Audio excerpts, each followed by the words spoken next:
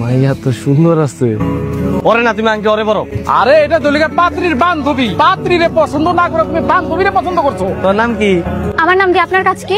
আরে তোমার নাম দিয়ে তোমার কাজ। তোমার ভালো লাগছে, তোমার বিয়ে করুন। আংটি পরাই দিছি, তাড়াতাড়ি মায়ের বাপ মায়ের খবর দেন, কালকেই বিয়া। এক মেয়েরে দেখতে এসে আরেক মেয়েরে পছন্দ করেন? আমি চলে গেলাম।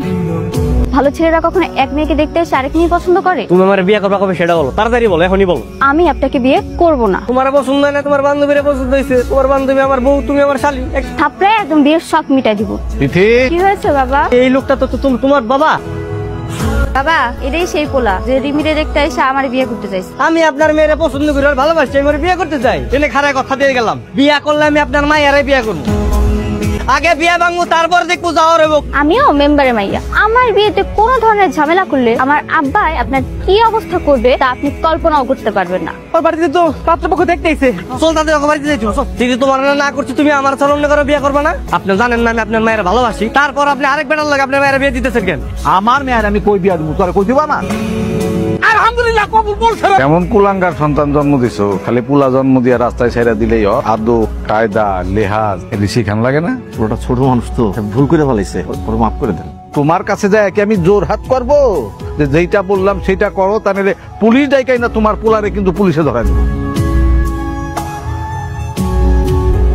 মেয়ে জাতি করে আমি আজকে থেকে ঘৃণা করি। আমি জীবনে আর কোনো মেয়ে জাতির কাছে যাবো না। আব্বা আম্মা আমার তোমরা মাফ করে দাও। আমি ওয়াদা করলাম আজকে থেকে আমি কোনো মেয়ের পিছে ঘুরবো না, আমি ওয়াদা করলাম।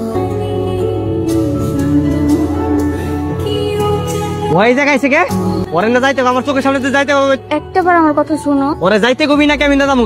তোরাই থাক, আমি গেলাম। কি ব্যাপার মা, তুমি আমাকে বাড়িতে? আমার সাগর কে কোনো ঝামেলা করছে? না চাচি, আমি এমনিতেই আসছি। আসলে সেদিন গ্রামবাসীর সবার সামনে শুধুমাত্র আমার জন্যই আপনাদের এত বড় অপমানিত হতে হয়েছে। আমি আপনাদের কাছে মাফ চাইতে এসেছি। যা হওয়ার হয়ে গেছে, তোমার মাপ চাওয়ান লাগবো না। আমার ছেলেটা তো খারাপ না, গ্রামবাসী মিলে যে সিদ্ধান্ত নিচ্ছে ফিরে তুমি ঘুমাইনা নিতে হইব। আমি তো আপনাদের মেয়ের মতো, আমাকে একটু মেয়ে মনে করে মাফ করে দেওয়া যায় না? ওরা বিরক্ত করলাম, আমি জোর করে বিয়ে করলাম আমি, আর আমার লোকে তোমরা এত কিছু। আমি না দুধ দিয়ে গোসল করে শপথ করলাম যে এই মেয়ের কাছে আমি জীবনে যাবো না। কি এমন জরুরি কথা বলবা যে আমার টাকার জন্য মানুষ পাঠাইছো? বাবা সেই ছেলের সঙ্গে আমার বিয়ে ঠিক করেছে, আগামী শুক্রবার আমার বিয়ে। আচ্ছা ভালো তো, মানে কি বিয়ের দাওয়াত দিতে আসছো না নাকি? তোমার আমি যে উল্টাপাল্টা কথা বলছি তার জন্য ওই কাটা গায়ে নুনের ছিটা দিতে হয়েছে? আমি তোমাকে বিয়ে করতে চাই। সেদিন রেল লাইনে তো কবুল বলে অর্ধেক বিয়ে করেই ফেলেছো। এখন আমি অন্য কাউকে কিভাবে বিয়ে করব? আমি তোমার সঙ্গে থাকতে চাই, তোমাকে ভালোবাসি। কিন্তু তোমার বাবা? আমি তো রাজি, বাবা যা করে করো। তখন আমি তোমাকে পছন্দ করতাম না, এখন আমি তোমাকে পছন্দ করি।